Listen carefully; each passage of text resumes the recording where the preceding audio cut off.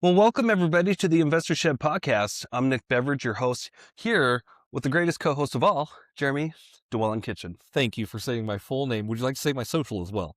I don't know it, but I'll give guess. it to you after the show. You can do it on the next one. How about Thank that? you. Yeah. Appreciate it. Speaking of greatest co-host, we have a little different environment today, I would say. I think we have the most suiting environment for this podcast that we've ever had. Yeah. Because normally we do it at a studio or a shed, and we talk about real estate investing. We talk about houses all the time, and we are in an environment that's very weird. You know, I wouldn't say it's weird. It's a studio. It's a studio, but I feel like we can really get in the mood today because we are sitting inside my newest fix and flip property that I just closed on. Thank you. This thing's a beauty. Yeah, isn't it nice? Yeah.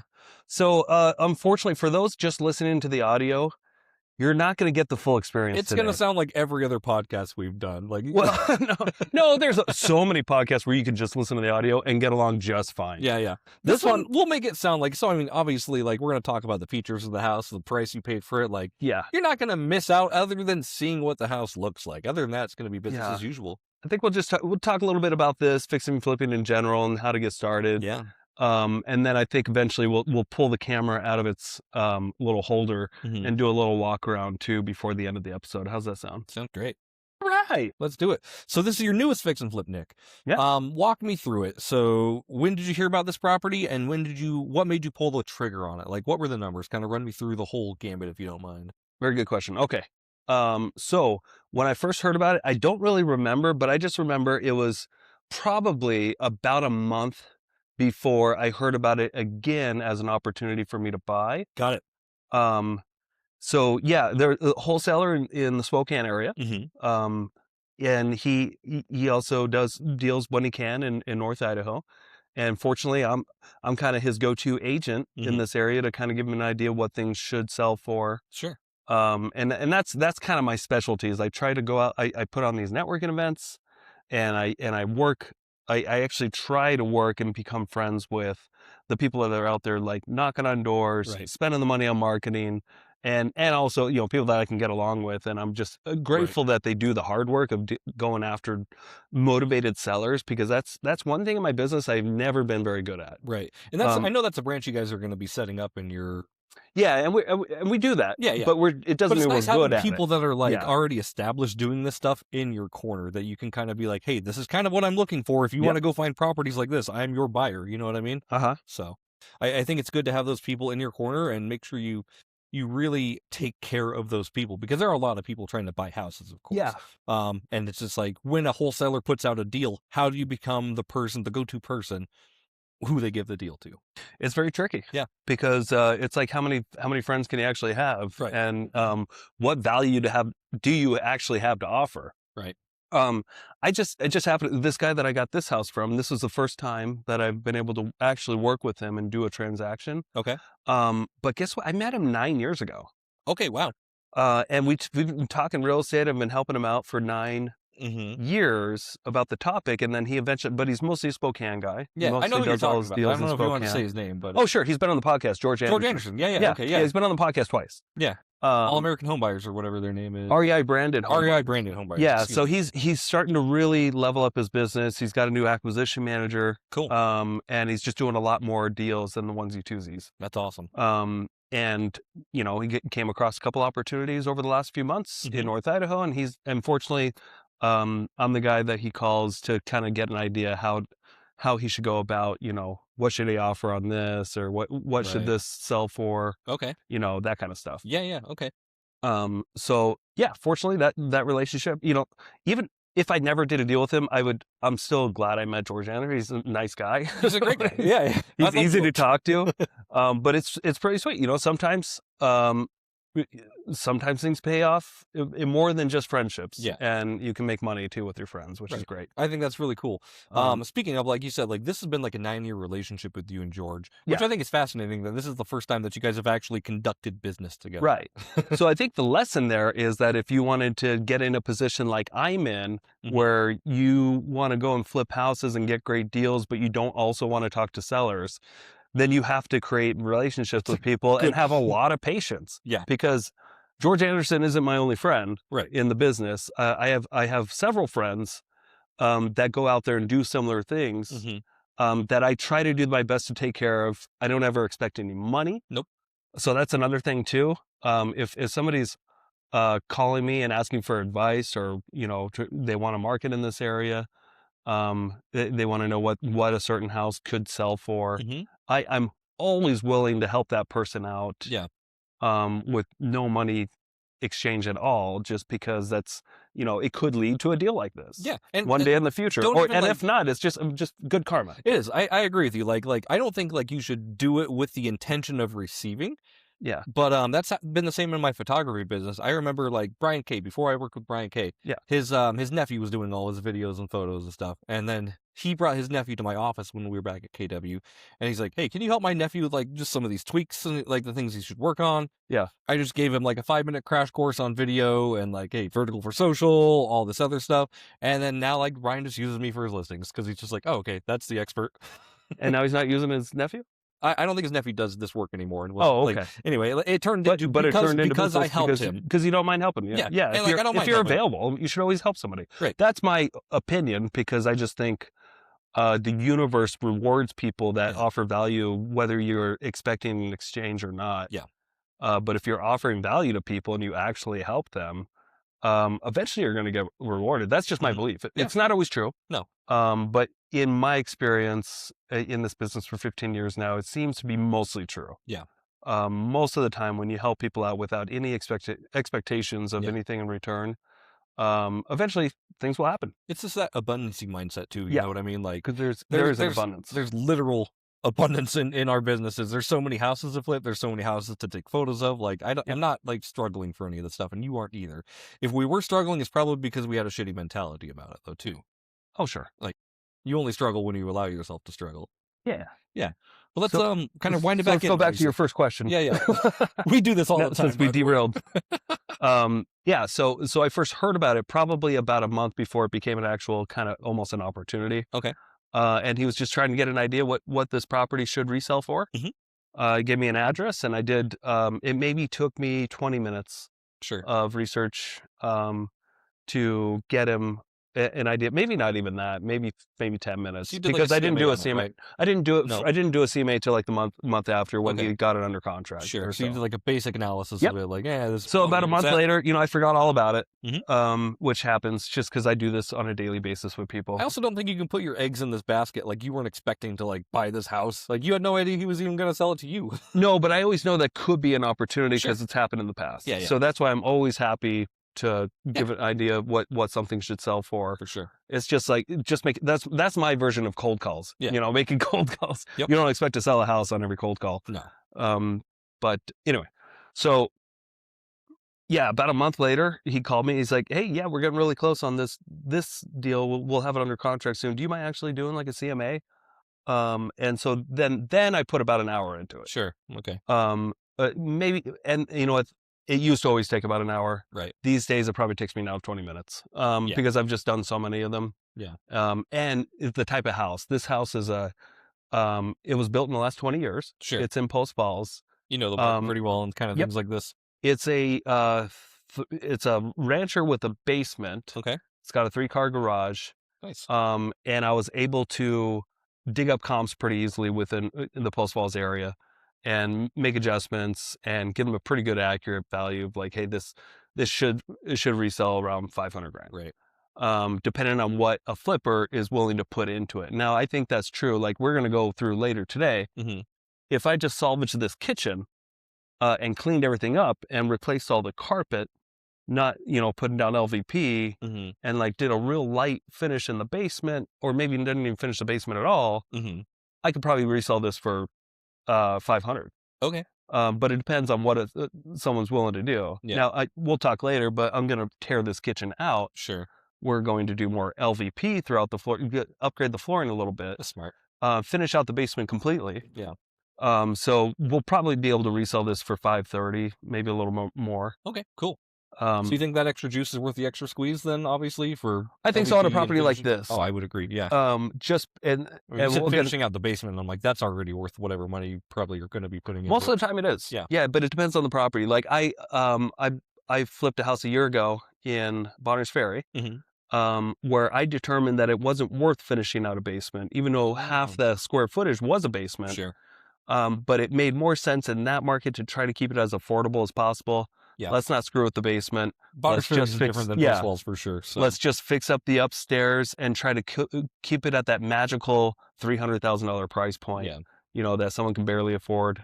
Yeah. Or maybe, sorry, not barely afford, but like this could be barely deemed affordable. Sure. Move-in ready. Yeah, It's like then somebody can finish out the basement on their own. It was a nice house. I remember that house. Like you guys did a good job on it. So. With this particular property, I think the juice is worth the squeeze just because there's going to be more buyers for something like this. For sure. So it's worth going a little extra mile to really squeeze the fruit, because there's more evidence and proof out there that I can sell it for a certain price. Right. In Bonner's Ferry, there really wasn't that much evidence that I can sell it for a certain price if I finish the basement, because there were, but the evidence was like, hey, if I can just make this FHA move-in ready, affordable, then that was the evidence there. Yeah. So it depends on the property the location and everything. Yeah, absolutely. If finishing a basement makes sense. And pardon me if I missed the number, but I don't think I did. Did you say, so when you were running your CMA, what this would sell for to George? Yeah. So all we talked about is, so I don't even know, I didn't have to know what the condition was of this property. Yep. At all. All he wants to know is, what could this resell for if it was in good quality retail shape? So retail, not sell to an investor. Right. Fixed but up, what basically. Could it? Yeah, if it's fixed up, move-in ready, qualify for loans, clean. What could it sell for? And that number could vary depending on the level of finishes. So it was easy enough to say $500,000 on this one. But it could sway, and I think there was also like a little range. You know, it could go up to 530, it can go down to 480, depending on the quality of the renovation. Right, depending on what you actually do to the thing, for sure. Yeah. Okay. So, anyway, I didn't know what he was getting it under contract for. That's all he needed me for, was a report that showed evidence, showed other comparable properties that were also ranchers with full basements and a 3-car garage in Post Falls. Okay. And what did those go for in the last 12 months? Sure. Assuming, 12 months is a long time. It is. But in Post Falls, the market hasn't moved much at all in 12 months. There really hasn't been any appreciation or depreciation in that mid 500s range, or that, the 500. So I was able to go back more than 3 months. Cool. That makes sense. Obviously, like you said, we haven't seen any like huge appreciation in the area. Coeur d'Alene, like a little bit, but like Post Falls feels like it's been pretty just stagnant, if I'm not mistaken. Sure. Yeah. And that allows you to get more comps out of what you're looking for your CMAs, but obviously your real estate professional, or you, should know your market well enough to be like, okay, things are looking like this for X amount of time. Based off what I'm seeing, this are our numbers. Yeah. Okay, cool. So to go back, yeah, so I gave him the CMA initially, and then I also said, hey, by the way, if you do, I'm the perfect buyer for this house. Yeah, this is something I want this year. So, and he said, oh, dude, definitely, yeah, you're the man. I'm gonna offer it to you first. Yeah, that's what he said. Anytime anyone says that to me, too, I'm still like, bullshit. But if it happens, cool. Even though he's a friend, he's a friend of mine. He's a friend. It's not a bad. But what went on in the back of my mind was, I've heard that before. Yep. I know you're not in this business to be my friend. Right. You're in the business to make money. You're in this business to make money, and that is okay with me. Yes. I'm totally fine with that. We can have a friendship, and he can still do what's in his best interest when it comes to his finances and his business. Yep. He doesn't owe me shit. Right. As long as the number, as long as you guys intersect at a number that makes sense for both of you, that's perfect. So I knew that in the back of my mind, that take that with a grain of salt. Right. That he offered it to me up front. Oh, yeah, it's yours. Yours. All right. Definitely going to be yours. Yeah. But I know, if he got a great deal and he's going to resell it in this market, there's going to be 75 other investors that want this house. 100%. Yes. Because it's so easy. Yeah. You don't really come across a fix and flip, a great deal in Post Falls of a house that was built in the last 20 years. Right. That's really truly a cosmetic. It's a very low risk. Yeah. And there's just so much more of an appetite of all the fix and flippers come out of the woodwork. Right. And because it's just, sorry to interrupt you, but there's so many different types of fix and flippers, like with their criteria, and like, no, I only want this, or I'm willing to do whatever. This type of house, every fix and flipper wants it. Yeah. Because it's easy to comp out. Yep. It was built in the last 20 years. It's going to be, the entry price was in the low 300s. Mm-hmm. The resale around 500 or more. Like there's a good amount of a healthy amount of margin too. Yep. It wasn't overpriced. Yeah. So a few days later, I was in after he told me that. Mm-hmm. I was in. It was during the New Year's. Okay. So this is like a Um, month ago. this was Month and a half ago. This is almost 3 months ago. Wow. Okay. Yeah. It's Right? already almost No, March. It's 2 months ago. Yeah. Sorry, this was 2 months ago. Okay. So yeah, we're filming this towards the end of February. Yeah. So yeah, so I was on vacation with my family, and I saw he was him and his new acquisition manager wanted to wanted to get it out there. They got my CMA report. Is TJ And the acquisition guy? no, it's another George. Okay, another George Uno. Oh, George Uno. That's right. Yep. I've heard of him. So they put it out to their email list, even though George said he would sell it to me. Mm-hmm. And we talked about the price too. It was like he was going to put it out at 330. I'm like, dude, I'll buy it. I will buy it. He's like, awesome, great. And then they put it out on their email list. What are you doing? And then and within a half hour, mm-hmm. within a half hour, they already had 3 offers. Wow. From other people. Yeah. That all wanted it. They'll close without looking at it. And I know George, he's like, hey, I don't want to be like the easy home buyer. Sure. He's like, I don't want to create this big war or anything, but he's like, we kind of screwed up. I told you can have it, but then my guys want to make the most they can, and I just, he's like, I'm not used to this. Yeah. And I was like, totally fair. I'm like, and I can't remember if I said it in that conversation or maybe called him back 30 minutes later, but I'm like, how about, I still want this house and I'm willing to pay you what you need. I'm like, why don't I just pay you an extra $5,000? Mm-hmm. And then we can just kibosh this right now. Yeah. So instead of 330, I'll pay 335. Okay. And then a few hours later, he texts me. He's like, you got a deal. I love it. So we tied it up, and I'm like, cool, send me the assignment. And I wanted to make sure we tied it up legally. Right. Yeah. Yeah. That day. Before because they were doing a walkthrough they were going to do a walkthrough like a couple days afterwards on a Friday. Okay. I wanted to make sure I was under contract, and I was willing to pay a premium, even though he was a friend of mine. Sure. But hey, they have every right to make as much as they want. And if they got that kind of response within, a few minutes from sending it out to their email list, that three people that said, okay, I'll buy it full at 330, yeah, or whatever. Mm-hmm. I think someone was even willing to pay more. Sure. But it's nice and I didn't get angry. You but should. Most people in my position would probably get angry. Yeah. Like, hey, we just had an agreement. Mm-hmm. Like you just said I could buy this. You never have an agreement until it's in paper, by the way. Right. And you're my friend. What are you doing? Yeah. But there's none of that. I don't care. Yeah. Like it's not that I don't care, but I know what to anticipate. Right. They got a hot product. Mm-hmm. And he offered to me at a certain price, and then they went ahead and put it on their email list anyway, which they have every right to do. Sure. And then they got the response of, oh shit, we got gold here. Yeah. Because now we got 3 people wanting it immediately. But the good thing is they got it under contract for I think $297,500. Okay. So with that extra $5,000, that now they're making $37,500. Yeah. On an assignment fee. It's pretty good. And they know I can close. Right. They don't have to trust that if someone's you willing to pay a little bit more. I have a track record of flipping houses. Like they know I'm not going to not show up to closing, or they know. And I've already done research on this house. Right. So yeah, I guess I had a little bit of an advantage there. Yeah. And then we did the walkthrough, and I decided I wasn't going to get an inspection either.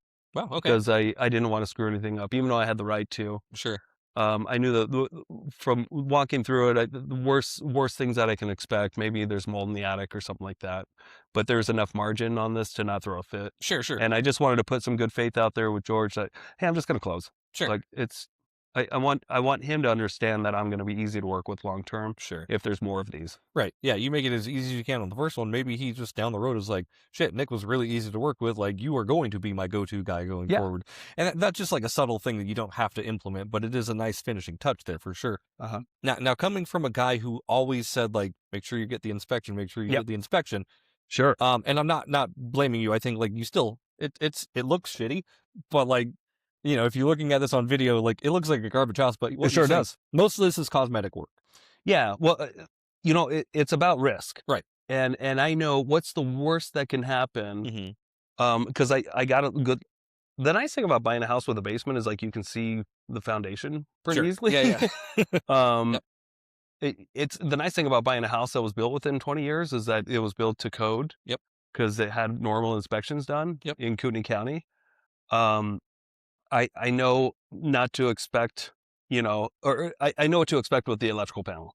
Right. I know what to expect with the HVAC system. Right.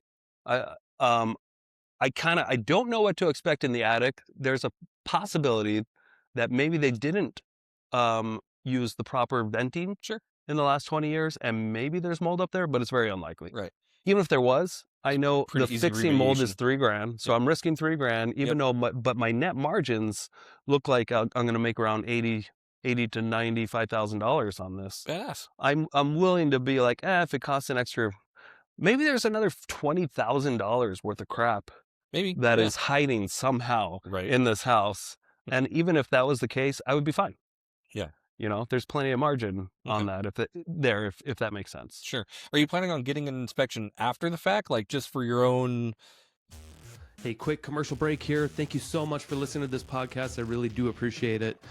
If you want to give back, let me help you buy a house, or I can help you sell a house. It's the only way I make money when I'm not investing in real estate. I don't make money on this podcast or the events I do, but I do make money only when I help people buy and sell houses. So if you're looking for your next investment and you're here in North Idaho, I want to help you personally. If you are not in North Idaho, I can still help you out. I have a vast network of referral partners all across the country, and I can find the right real estate investor savvy agent for you so you don't have to. It doesn't cost you a thing. Thank you for your support. Back to the show. Yes. Okay. So when I'm done with the house, Yeah.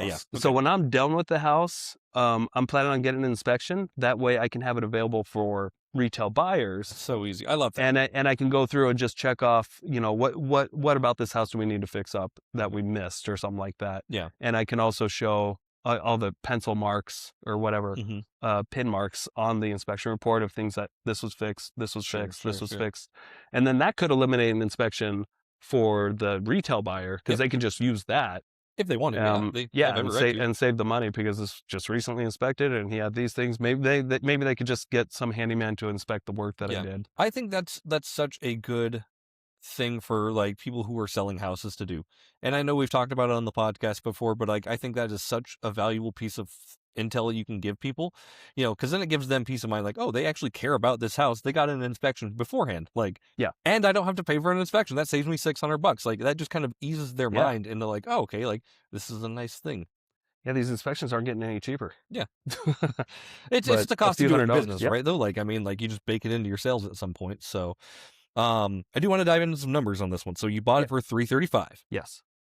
What did you have to put down? You did hard money, I'm assuming. Talk to me about what you did there. So I got a hard money loan for the purchase price and 6 months of payments. Cool.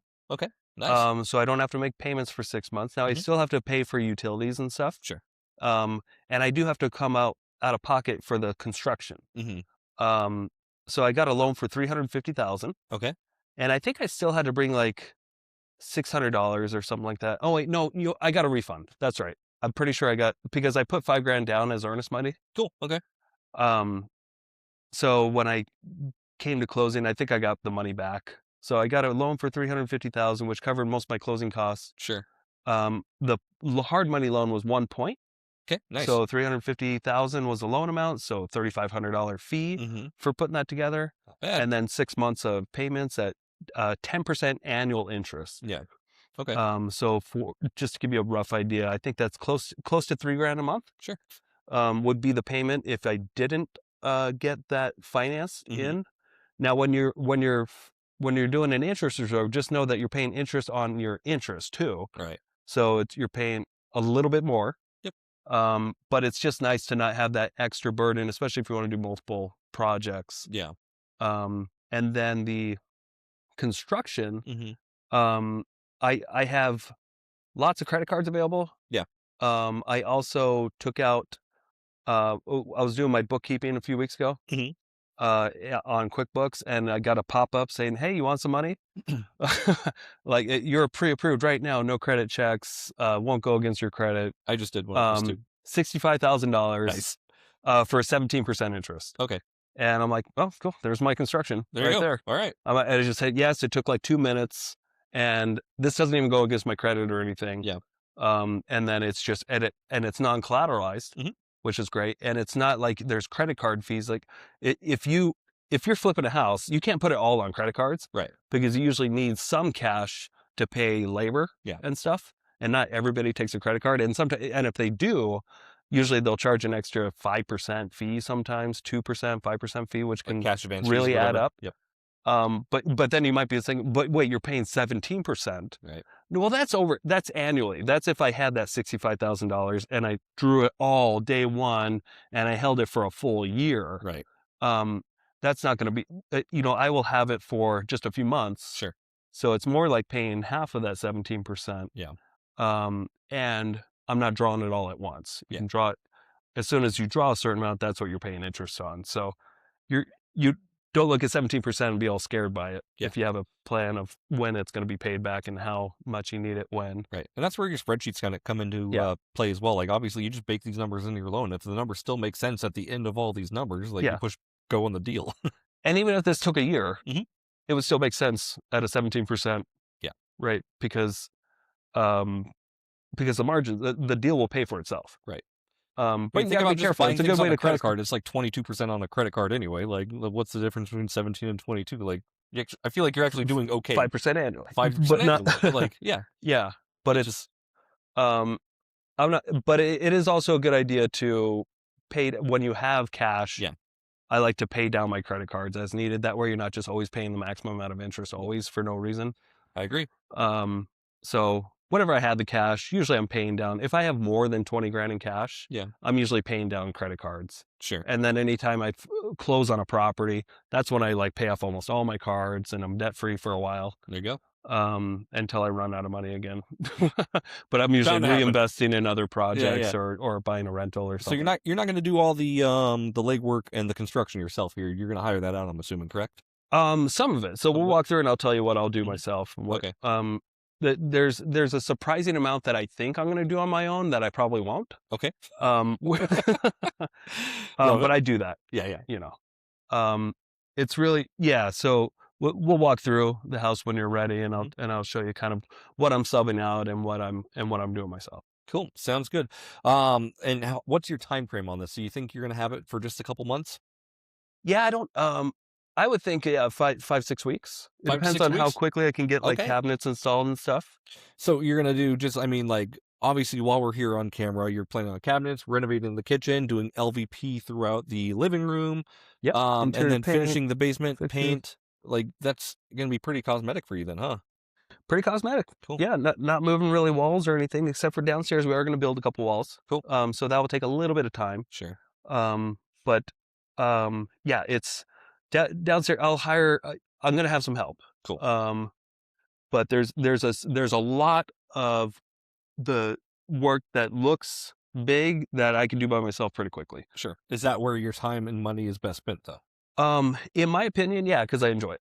Sure. Okay. This is fun. Like, we love this stuff. I love doing demo work and putting stuff in my new dump trailer and listening to podcasts. Yeah. And constantly drinking energy drinks and stuff throughout the day. I will say, like, demo is like my favorite when I do these things, like just ripping out the carpet, ripping out the tack strips and stuff. Like, it feels good. And I like doing the cosmetic work. I can do a lot of by myself, and it just feels good. I like swapping out light fixtures. I like swapping out outlets and stuff. Yeah. Doorknobs, door hinges, those kind of things. I just feel like a man when I am able to actually swap out a door handle. Swap out door handles. And then the real men come in and do the actual physical work. Yeah. And then I say, do the hard things. Build me walls. I'm going to change the light socket covers from almond to white. But you know what? Usually I never do any like framing work. Yeah. But I did framing work at the new cabin that we built that I was help building. And so now I'm pretty confident that I can actually frame that out and it might stand. Okay. Yeah. I'll have some help. Sure. But I'll probably do more than what I normally do. When it comes to like snapping in LVP floors and stuff, I'm not going to do that because that can be screwed up pretty easily, even by people that have done it 100 times. Yep. So I'd rather have people do the LVP floors where it won't have any gaps at all. And then installing the cabinets and countertops and stuff. I'm going to have a company do that. That way it's just done perfectly and Love there's it. nothing wrong there. So the things that kind of need perfection, the drywall downstairs, I will hire out the drywall. That way Sure. it looks perfect. Yeah. That way it doesn't look like a homeowner did it. Right. So the kind of things that I can get away with where you couldn't tell if an expert did it or if a handyman Sure. did it or if just me, Are you working on this today? those are the things. Yes. Okay, cool. So when we're done with this podcast, I'm going to start rolling up carpet and throwing shit in the dumpster. Nice. If I didn't have and stuff posting, going on, I posting would, stuff on Facebook Marketplace because there's a lot of stuff here to sell too. Yeah, there is. Yeah. If I didn't have shoots today, I would come back and help you. You can come back whenever you want. Thank you. I appreciate Yeah. it. Well, final thoughts. I have an appointment I have to get to, so let's kind of Sure. kind of get this wrapped up if that's okay. So obviously planning on holding it for about 6 weeks for your construction time. Mhm. Do you know what you're going to put it on the market for? Are you doing 530? I think that's the plan. Yeah. Yeah, 529. Okay, cool. But it might change when I put it on the market, depending on what is available at that time. Sure. Because if there's nothing that it's competing with, or if things have gone up higher, Yeah. then I'll probably mark it up a little bit. Sure. But if all of a sudden, there's 3 other houses in Post Falls that are very similar and they're priced at 519 or something like that, I'll probably have to be competitive. Yeah. And I'm not gonna overprice this. Right. No matter how good it looks. Yeah. When I don't want to compete against, because your days on market will eat you alive. Yes. And If it'll that eat makes your sense. interest alive too. Yeah, like the longer it Yep. sits, the worse it gets. Yeah, it just costs money to sit on the market. Yeah. So whatever you can do to strategically, don't be stuck on your price. Kind of give you an idea. Like I should be around 530, but we'll see. We'll see. Yeah. And that's why I always say we'll see when we go to put it on the market, because we have to test it again, see if has anything changed. What's the new competition? Right. Is there any competition? Yeah. I think it's going to be a good time to yeah. put that house on the market. It's going to be kind of like Springtime. early spring. Yeah, exactly. Like the market is going to be essentially heating up at that time. It's the best time you can possibly put a house on the market. Yeah. Is early spring. That is awesome. Very cool. I'm excited for this one, Nick. So congratulations on the acquisition. And I'm looking forward to seeing the completed work. When it's all done, like once this is all done, we should do another podcast in here of we can. everything all done. Just to Let's show do it. like put these chairs exactly in the same spot on the LVP with everything updated. That sounds great. I think that's a good idea. Okay, cool. Well, cool. Hey, so thank you so much for checking out the Investor Shed podcast. Nick's getting up to turn off the podcast camera. No, I'm not going to turn it off. No, you're not going to turn it off. You're going to keep going? Yeah. Okay. Let's just hold it. Let's do What it. do you think? Love it. Can we hold it like this? Sure. Okay. Here, you want me to hold it and I'll get you in frame? Sure. Okay. So it's day 1 of doing a fix and flip, and here the most important things that I bring. I just bring a bag of tools and make sure I have my drill to unscrew things if needed. But really, this is the most valuable thing. Go to Lowe's and just get a big box of contractor bags, because you're just going to be throwing shit in trash all day and bringing it out to the dump trailer. And there's going to be more than you think, by the way. Yeah. So that's probably the most useful tool on day 1, day 2. But yeah, I'll show you here in the kitchen. This may look like, this kitchen's totally fine and it can be revamped. My initial plans with this kitchen was to just paint the countertops. I was going to paint the uppers white and the lowers a dark blue. And I was going to swap these countertops out with quartz countertops and then get new stainless steel appliances. But since then, talking to more people and like Joe Turner and stuff, we've realized this is a house where it's going to be just worth it to rip it all out and just go completely new cabinets and countertops. So it's going to be ripped out. It may look just like this. We may extend this out a little bit. I think for the first time, I'm actually going to do the waterfall feature. Okay, yeah. So we'll see in our next podcast, but I think I would like to actually spend the extra money because I think it just looks cool. And I think people might pay a premium for it, because I saw a fix and flip nearby that Dakota property that I did that had the waterfall feature. It was almost the same size house. It sold for like $900,000. Crazy. And there wasn't much of a difference. They just put a lot of extra upgrades in the property.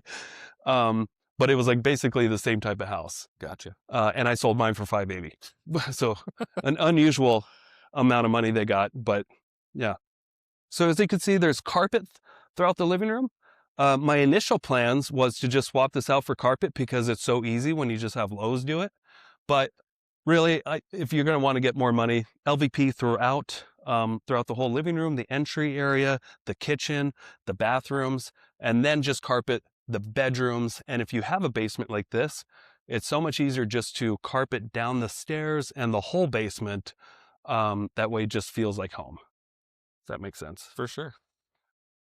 In the bathroom here, we're not going to change up much except for the vanity. So whatever they're doing in the kitchen, they'll also do the same cabinets and countertops in the bathroom. And then the LVP floors. And I'll keep this and just clean it up. So this will that'll just be cleaned up? Yes, I think it could all be cleaned up to look new. Okay, cool. So with the right chemicals, sure, that will look good. And fortunately, all these doors, even though they're hollow core, for a house like this, it's totally fine to keep them. They'll just be cleaned up, and we'll swap out the doorknobs and these hinges for black. Yeah.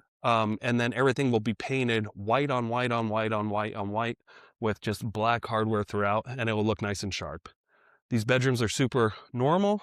They're just going to get carpet swapped out and light fixtures, and that's about it. So you're doing carpet in the bedrooms? Yep. Cool. Carpet in the bedrooms, light fixtures. Bedrooms are the easiest thing to remodel. And of course, paint on the exterior or interior. Are you painting the exterior at all? No, because it's vinyl. Okay. So I made that mistake before. Yep. If you paint vinyl siding, it will shrivel up over time and start falling apart. So it's just going to be sprayed. I'm gonna power wash the whole exterior and just paint the trim. Cool. Very cool.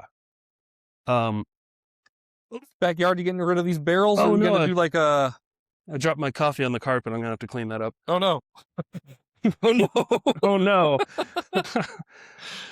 This deck, it might be salvageable if I just give it a hard power washing and then paint it. I think it could be saved. Do you need handrails on it? No, because it's not 3 feet. Okay, cool. If you had I think a 3 feet drop off, then you need it needs railing. Got it. Yeah. Not much to do in the backyard, but just clean it up and throw away the hot tub and barrels, and there's all kinds of trash here. Sure. That just needs to be taken away.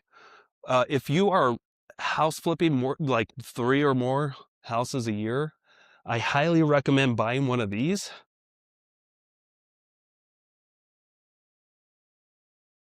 This is a 14-foot dump trailer. Ooh, look at that. With 4-foot walls.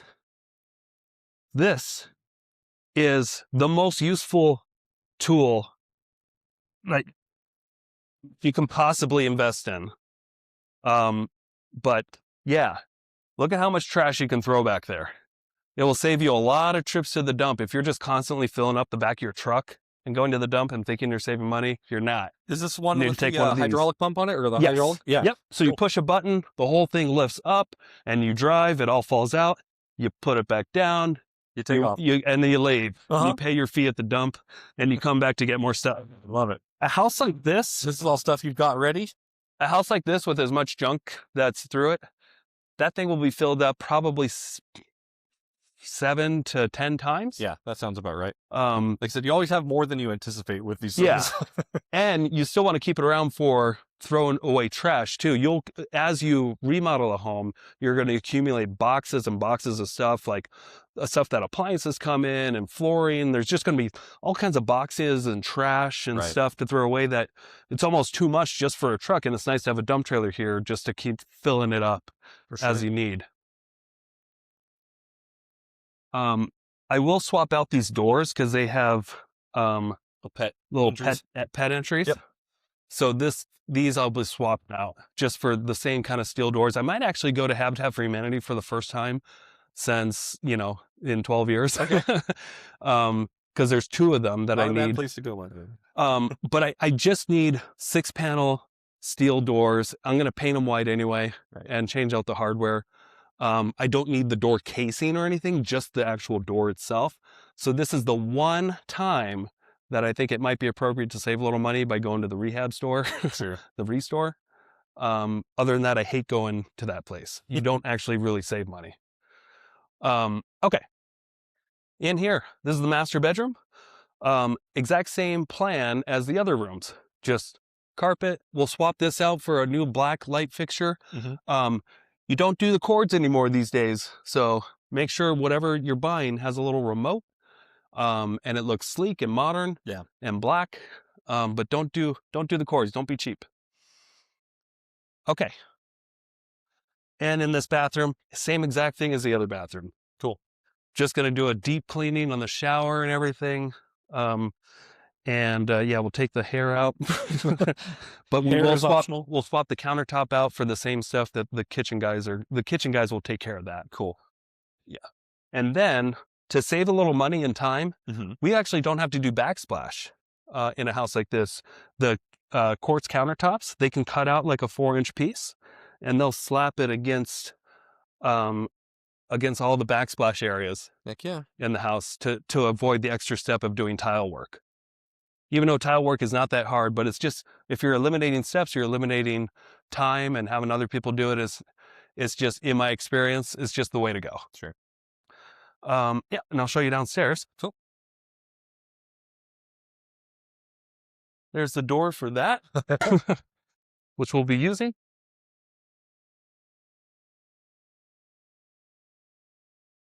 So we got to finish a basement here, which entails running electric through the walls. So we got to run for outlets only. And then in this room, we'll keep unfinished because this is the laundry area. Okay.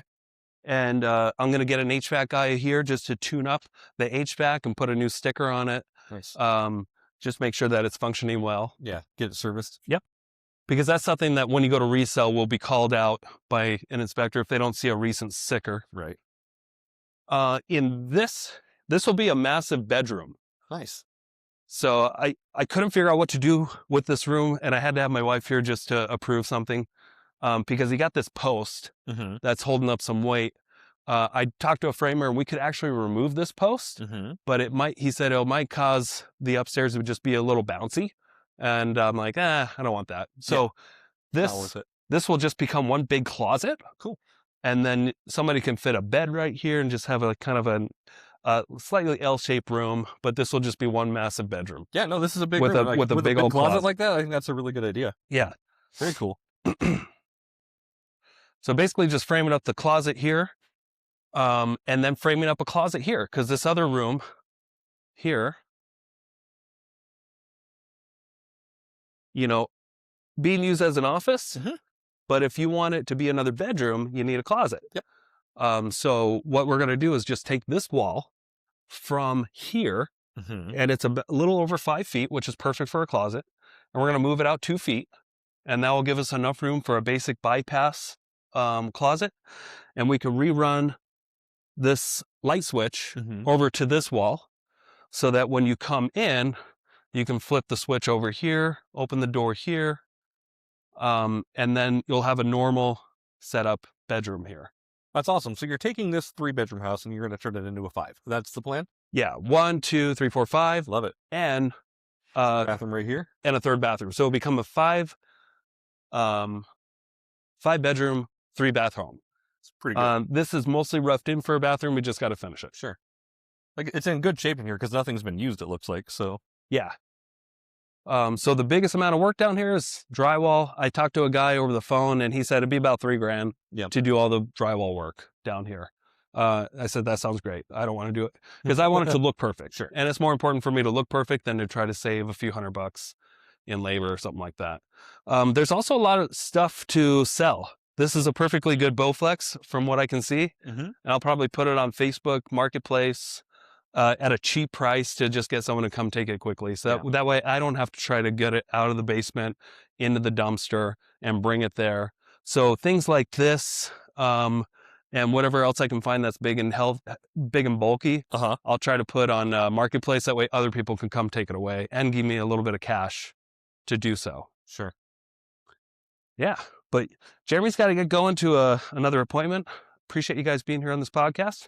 And hope you enjoy the part 2 that we'll do in a few months, maybe a couple months from now. Yeah, whenever when you're it's done, all let's do it, finished. buddy. Yeah, sounds good. All right, we'll see you guys next time. See ya. Thank you so much for checking out the Investor Shed podcast. If you enjoyed your time, make sure to leave a 5-star rating and review on Apple Podcasts and Spotify. Follow along on YouTube, TikTok, and Instagram at The Investor Shed for shorts and promos about each episode.